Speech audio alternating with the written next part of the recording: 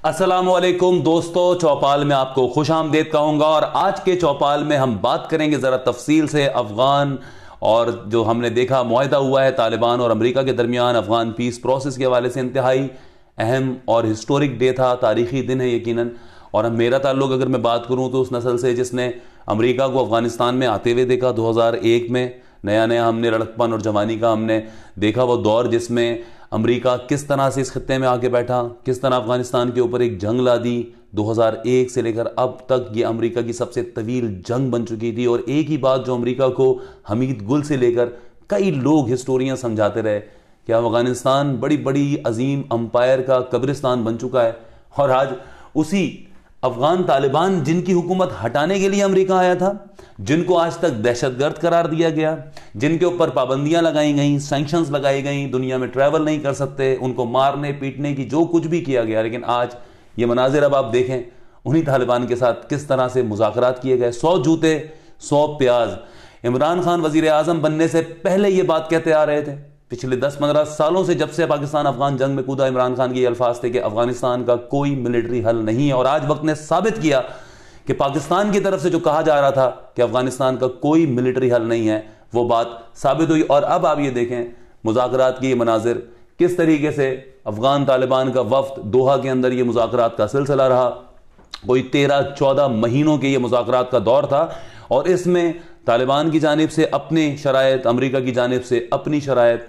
अमेरिकी सदर Donald Trump ने जब इक़्तिदार संभाला तो उन्होंने फिर अफगान पीस प्रोसेस के इस अमल का आगाज़ किया। ओबामा चाहता था, अपने दौर में ओबामा ने भी कोशिशें की थी, ओबामा ने भी सोचा था कि अफगान जंग को कुछ ख़त्म करके अमेरिकी अवाम की नज़रों में कोई जगह बनाई जाए। लेकिन उस वक्त के जो वार हॉक्स थे अमेरिकी लॉबीज़ के अंदर, मिलिट्री इंडस्ट्रियल कॉम्प्लेक्स जिसको मैं कहता हूँ और जिसको दुनिया भी कहती है कि जंग करने वाले वो जो जंग पसंद अनासिर थे, उन्होंने ओबामा को उस डील तक उस तरह पहुंचने नहीं दिया। उस वक्त भी कुछ इस तरह की बातें 2016 तक पहुंची थी, होना चाह रही थी, लेकिन वो हो नहीं पाई थी। लेकिन अब हम देखते हैं कि आज ये अफगान जो मुआहदा है, पीस प्रोसेस है, आप देख रहे हैं माइक पॉम्पियो साहब, अमरीकी वजीर खारजा, पाकिस्तान का शुक्रिया अदा कर रहे थे। तालिबान ने भी पाकिस्तान का शुक्रिया अदा किया, दुनिया ने पाकिस्तान का शुक्रिया अदा किया, क्योंकि इस पूरे पीस प्रोसेस के अंदर इस सारे आज ये जो हम अफगान मुआहदे के हवाले से तारीखी दिन के ये मनाजिर हम देख रहे हैं। और ये ज़ल्मे खलीलज़ादे साहब, इनका जिस तरह चेहरा है, ये बता रहा है कि अमरीकी अज़ाइम को ठेस पहुंची है। और इलेक्शन इस वक्त अमरीकी सदर डोनाल्ड ट्रंप के भी सर पे सवार हैं और उन्हें भी अपने मुल्क में दिखाना है कि अमरीका जो है वो एक तरह से जंगों से बाहर आ रहा है। बाद में बेशक कुछ और बहाना कर लिया जाए, जैसे डोनाल्ड ट्रंप ने, ये मिसाल है कि रस्सी जल गई बल नहीं गए, और ट्रंप का ये कहना था कि जी अगर अब कोई बड़ी चीज हुई तो मैं बड़ी फौज के साथ वापस आऊंगा। मैं पहले चाहूंगा आपको थोड़ा सा इस मुआहदे के हवाले से बताया जाए कि जो मुआहदे के पॉइंट्स थे, उन 4 पॉइंट्स के ऊपर किस तरह से अमल होगा। एक तो ये कतर में ये हो रहे थे मुज़ाकरात, पाकिस्तान ने इसकी फैसिलिटेशन की, सारी आप लोग देखते रहे होंगे। 14 माह में अब अमेरिका अपनी फौज वापस बुलाएगा अफगानिस्तान के अंदर। वो अमेरिका जिसने अपनी फौज 1 लाख तक पहुंचा दी थी, अभी इस वक्त अमेरिका में, अफगानिस्तान में जो अमेरिका के फौजी हैं वो 14,000 के करीब हैं। अब अमेरिका अगले 14 महीनों के अंदर अपनी फौजें वापस बुलाएगा।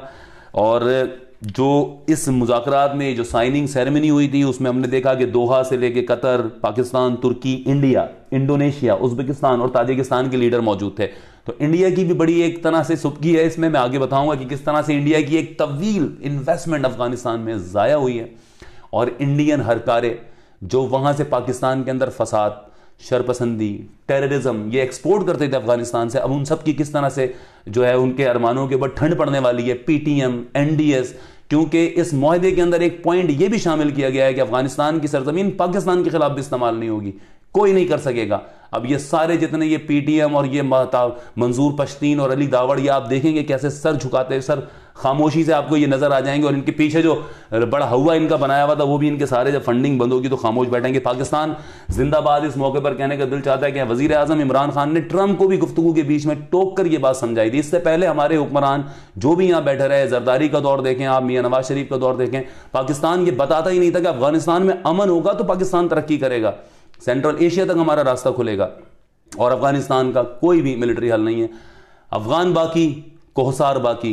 वो जो अल्लामा इकबाल ने कहा था ना कि फितरत के मकासिद की करता है निगहबानी, या मर्द सहराई या बंदा कोहिस्तानी, तो अफगानियों ने, तालिबान ने साबित किया। और तालिबान को जिस तरह दुनिया ने एक तरह से देखा कि ये जी कोई ग्रुप है, जमात है, नहीं, वो खुद अफगानी है। और अफगानी हो या कोई भी कौम हो, वो अपने ऊपर गुलामी इस तरह बर्दाश्त करती नहीं है। और अफगानियों की फिर ये फितरत हमने देखी है, ये उनकी नेचर है कि उन्होंने किसी भी ऑक्यूपेशन को बर्दाश्त नहीं किया। और वही एक तवील जंग आज अमेरिका के गले पड़ती हुई नजर आ रही है कि 45 अरब डॉलर हर साल अमेरिका ने इस जंग में झोंका है। अमेरिका दुनिया की सबसे बड़ी मिलिट्री पावर है।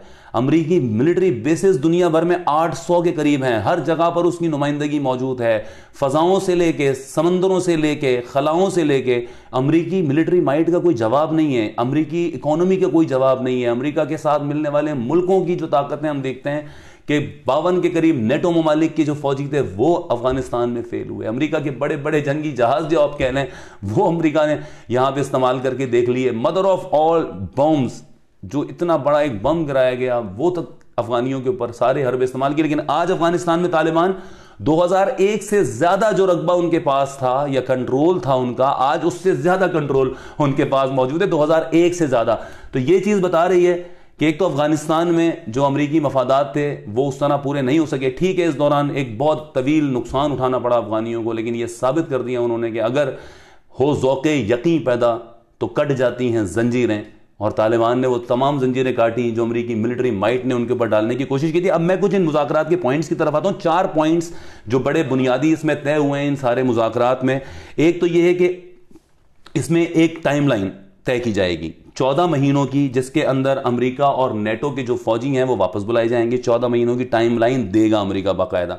उसके लिए 135 दिन का टाइम दिया है, जिसमें अमेरिका के फौजी 4600 से कम हो गए 8600 तक लाए जाएंगे और नेटो के भी वापस बुलाए जाएंगे। और फिर अगले फेज के अंदर बाकी के फौजी भी वापस बुलाए जाएंगे। दूसरी चीज जो तालिबान से गारंटी ली गई है, और मैं कहता हूं कि यह तो एक खजालत अमेरिका ने अपने मुल्क में दिखाने के लिए कि जी देखें जी हमने तालिबान से बड़ी गारंटी ली है, और वो है दूसरा पॉइंट कि Taliban guarantee that Afghan soil will not be used as launch pad for terrorist group. अब ये वो अमेरिका ने अपने मुल्क में चूंकि एक चीज दिखानी है कि देखो देखो हमने तालिबान से ये मनवा लिया भाई, ये वाला पॉइंट, वरना तुम कौन, तालिबान कौन सा यहां से लॉन्च पैड के तौर पे इस्तेमाल कर रहे थे। अमेरिका खुद दुनिया को लॉन्च पैड के तौर पे इस्तेमाल करता है। फिर इसी तरीके से अब तीसरा पॉइंट जो है वो ये है कि इसमें अफगानिस्तान के अंदर जो इंट्रा अफगान जो मुज़ाकरात हैं वो अब होने।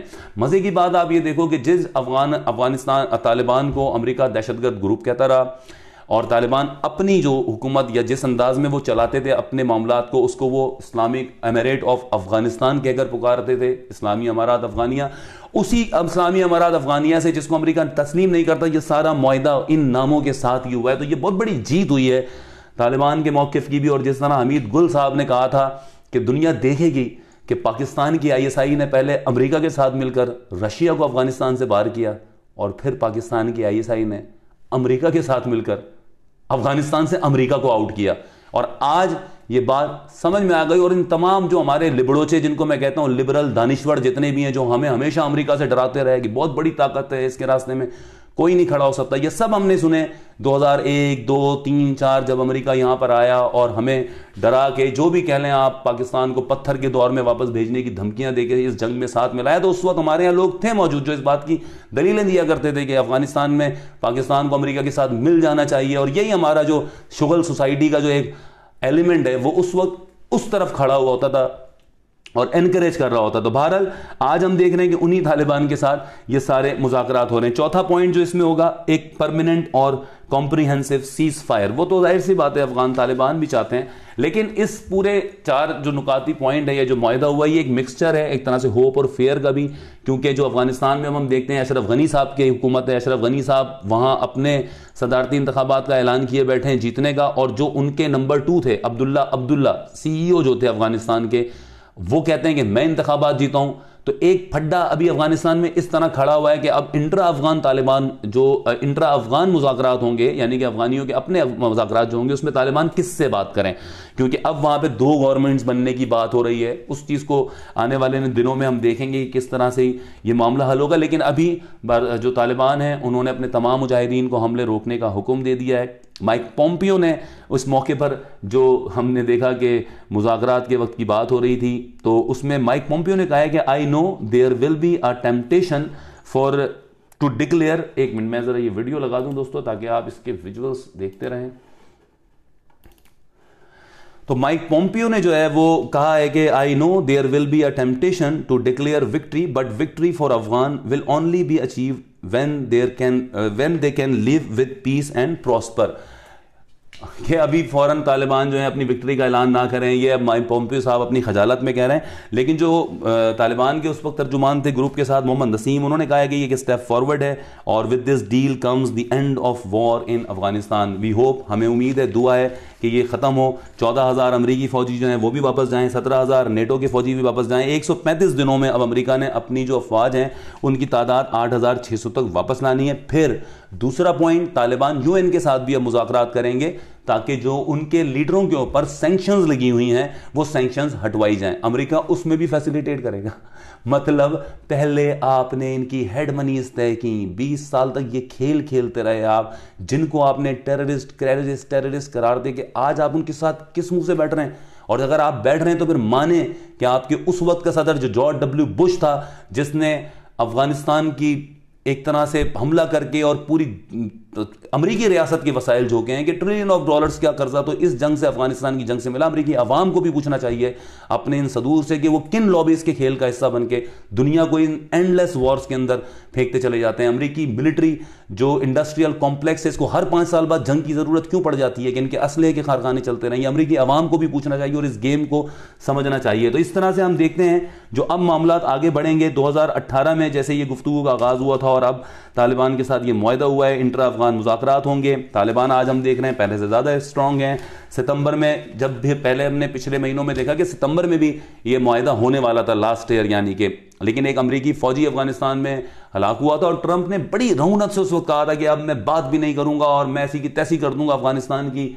फिर यही ट्रंप जब इमरान खान से मिले थे, इमरान खान ने भी बीच बीच में टोक के यही समझाया। और इसमें हम देखते हैं कि दुनिया को कायल करने में पिछले 1.5-2 सालों के अंदर वज़ीर आज़म इमरान खान की तरफ से भी बहुत बड़ा किरदार है कि अफगानिस्तान के हवाले से पहले, वज़ीर आज़म बनने से पहले ड्रोन हमले जब होते थे, जब इमरान खान ने मुजाहरे किए, इमरान खान 2004, 5, 6, 7, 8 हम यही बयानात इमरान खान के सुनते थे कि अफगानिस्तान का कोई भी जंगी हल नहीं है। और इस वक्त हमारे मुल्क के बड़े बड़े दानिशवरों ने तालिबान खान कहना शुरू कर दिया था, तालिबान खान कह के पुकारना शुरू कर दिया था। शर्म आनी चाहिए अब उन तमाम लोगों को जो ये अल्फाज इस्तेमाल करते थे कि अगर पहले हमारी मुल्क की दूसरी क़यादत भी इसी पॉइंट ऑफ व्यू को लेके चलती तो हम दुनिया में अपना मकसद ज़्यादा वाज़ेह अंदाज में बता सकते थे। इस सारे पीस प्रोसेस में पाकिस्तान ने बड़ा अहम किरदार अदा किया। पाकिस्तान ने तालिबान, अफगानिस्तान, इन मुआहिदों की फैसिलिटेशन, आना जाना और फिर अफगान तालिबान को भी कायल करना कि वो भी अपने मुतालबात में थोड़ी लचक ले आए, थोड़ी रवैयों में थोड़ी लचक ले आए। क्योंकि हमने ये देखा कि पिछले 14 महीनों में इन मुज़ाकरात के दौरान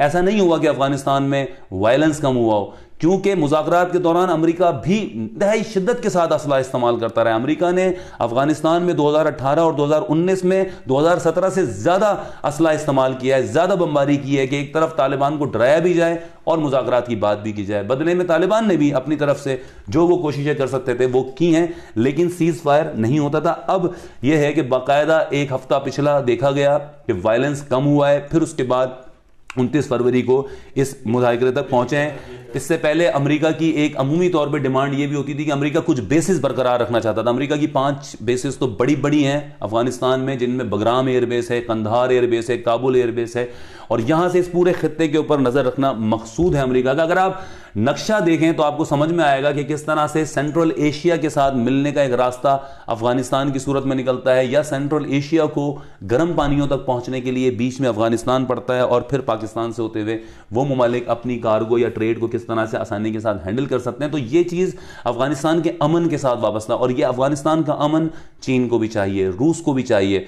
पिछले ही महीनों में एक बहुत बड़ा तारीखी कदम उठाया गया था जब पाकिस्तान में चीन, अफगानिस्तान और पाकिस्तान के दरमियान, अफगान तालिबान के दरमियान मुआहदा हुआ था। हमारे तज्जियाकारों ने उसको भी इंतहाई कोई अहमियत नहीं दी इन चीज़ों को, और उस वक्त उस मुआहदे से ये हुआ था कि अब खुद अपनी मेज़ सजा ली गई है, अमेरिका को कोई भी अफगानिस्तान के मामलात में पूछ नहीं रहा। रशिया ने अपने मुल्क में मॉस्को में इसी तरह अफगानिस्तान के अमन के हवाले से मुज़ाकरात शुरू कर दिए थे कराना।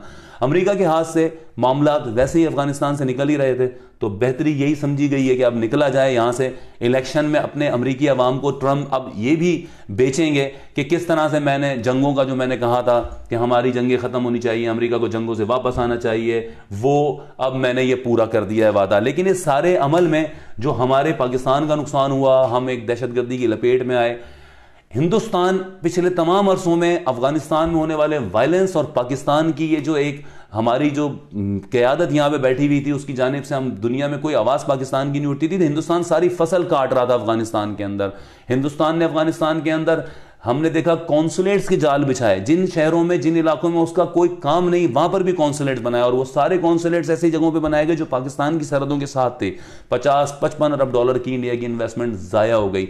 50-55 अरब डॉलर लगाकर 17-18 साल तक इंडिया ये समझता रहा कि अफगानिस्तान के अंदर उसे बड़ी पजीराई मिल जाएगी, और ये शुमाली इत्तेहाद या करज़ई या अशरफ गनी या अब्दुल्ला की जो गवर्नमेंट्स हैं या NDS की जो उनके रॉ के ट्रेन करदा उन्होंने अपने लोग वहां बिठाए हैं, वो शायद उनका बहुत बड़ा काम कोई अफगानिस्तान में कर देंगे। लेकिन हिंदुस्तान ये भूल गया कि कोई तारीखी, सकाफती, कल्चर, रिलीजन, किसी किस्म का कोई लिंक अफगानिस्तान का उसके साथ नहीं बनता है, लिहाजा उसको वहां का पजीराई मिलनी ही नहीं थी।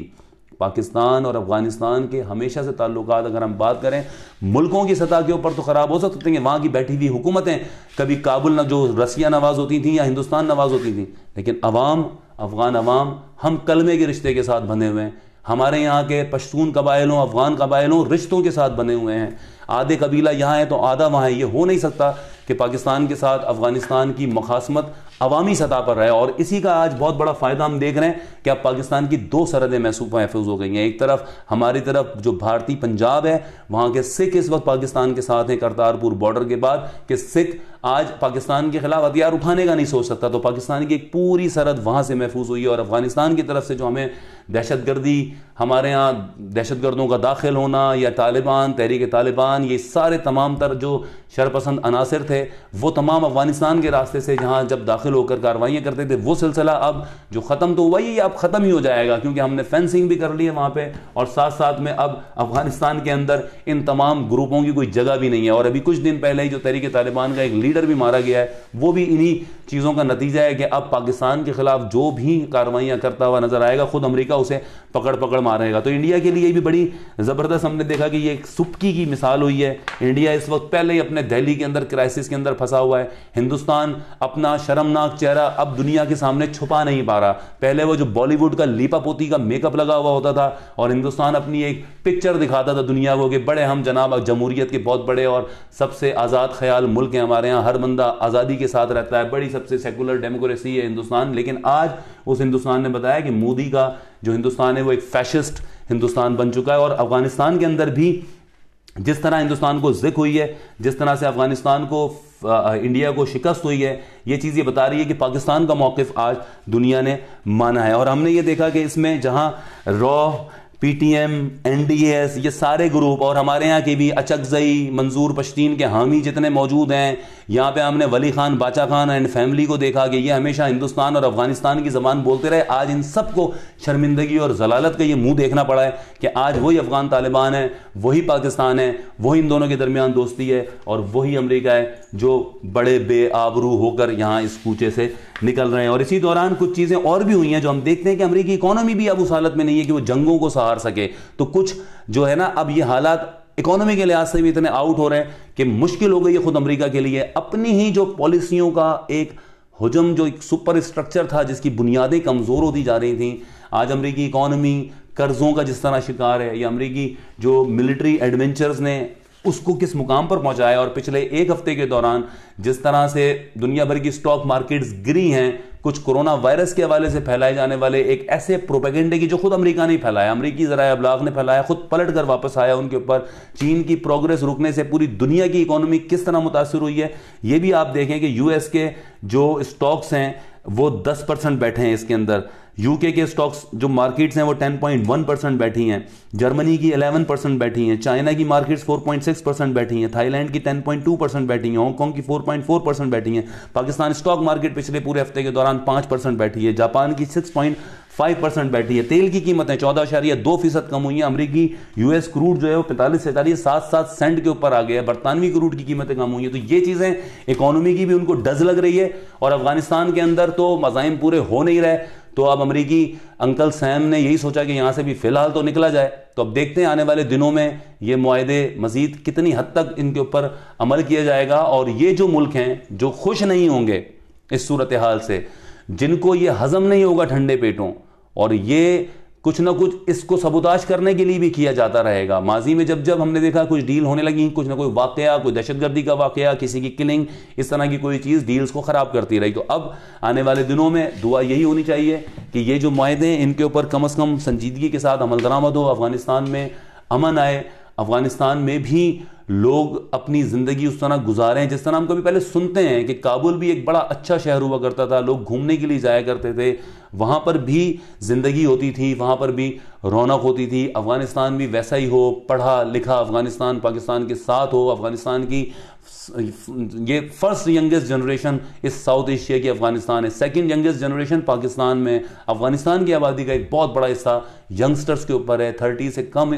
जो साल के लोगों के ऊपर मुश्तमिल है। तो वहाँ पर अमन आए, वहाँ पर भी उसी तरह से सी पैक या इसकी जो रास्ते, जो कॉरिडोर गुजरने वो गुजरेंगे तो अफ़गानिस्तान भी इस प्रॉस्पेरिटी में शामिल होगा। और उसके लिए सबसे बड़ी ज़मानत, सबसे बड़ी जो है वो अमन होना चाहिए। और अब अमन का दरवाज़ा खुलता हुआ नज़र आ रहा है। फ़िलहाल ऐसा लगता है कि अमरीकी, इंडो, बरतानिया, इन सारे अलाइंसेस को ज़िक हुई है, इनको अपने मफादात में नाकामी हुई है। अफ़गानिस्तान, अफ़गानियों, तालिबान ने यह साबित कर दिया कि अफ़गानिस्तान किस तरह से बैरूनी जो अंपायर्स हैं उनका कब्रिस्तान बन जाता है। और आज फिर ये बात हिस्ट्री ने अपने आप को रिपीट किया। लेकिन हिस्ट्री के मुतालिक यही कहा जाता है कि तारीख से कोई सबक नहीं सीखता। तो देखते हैं अंकल सैम तारीख से ये सबक सीखते हैं, अमेरिका तारीख से ये सबक सीखता है। और दुनिया भर में जो अपनी मुख्तलिफ मुल्कों में मिलिट्री इंटरवेंशंस की रस्म बनाई हुई है उसको अगर वापस लेता है तो अपनी भी इकोनॉमी ठीक करने की कोशिश करे और दुनिया को अमन के साथ आगे बढ़ने की हम सब आगे बढ़ें।